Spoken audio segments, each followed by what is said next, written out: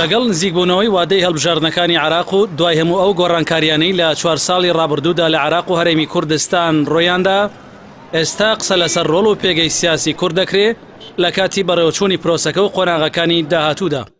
ئەنجامەکانی کورد لە هەڵبژاردنەکانی مانگی داهاتووی عێراقدا هەرچۆنێک بێ، ئەم جارە کورد بەو کارتانەوە ناچێتەوە بەغدا کە لە 15 ساڵی ڕابردوودا دوای هەر هەڵبژاردنێک لەگەڵ خۆی دەیبرد بۆ دروستکردنی فشار لە دیاریکردنی سەرۆکوەزیرانی عێراقدا.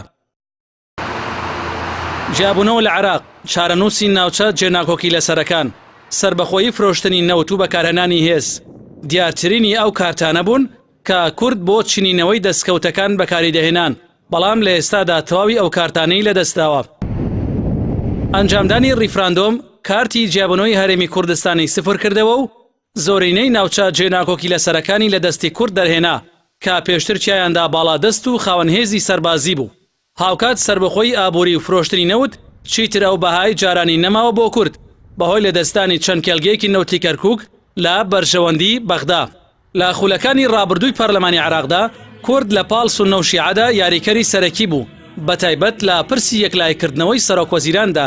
تەنانەت ساڵی 2005 توانی ئیبراهیم جعفەری پاڵێراوی شیعەکان بۆ ئەو پۆستە ڕەت بکاتەوە، بەڵام ئێستا دۆخەکە تاو جیاوازە و لە ئێستادا ئاراستەیەکی سیاسی لە عێراقدا هەیە کە دەیەوێت ڕۆڵی کورد پەراوێز بخا.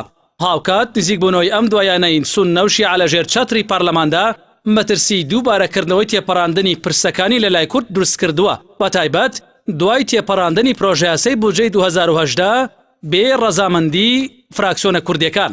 لەلایەکی دیکەوە سیستمی تازەی هەڵبژاردن و ئەنجامدانی پرۆسەکە لە ناوچە جێناکۆکەکانی کەرکووک، دیالە، سەلاحەددین مووسڵ هۆکاری بەهێزن بۆ کەمبوونەوەی دەنگی کورد لە هەڵبژاردنەکاندا، چونکە بەهۆی کۆنتڕۆلکردنی ئەو ناوچانە لەلایەن عێراقەوە دەنگی ناڕازە دش بە حزبە کوردیەکان بەرز بۆتەوە. هاوکات بەهۆی شەڕی داعشەوە هاوڵاتیانی بەشێک لەو ناوچانە کە پێشتر کورد پشتی پێدەبەستن ئاوارە بوون یان کۆچیان کردەوە بۆ دەرەوەی عێراق.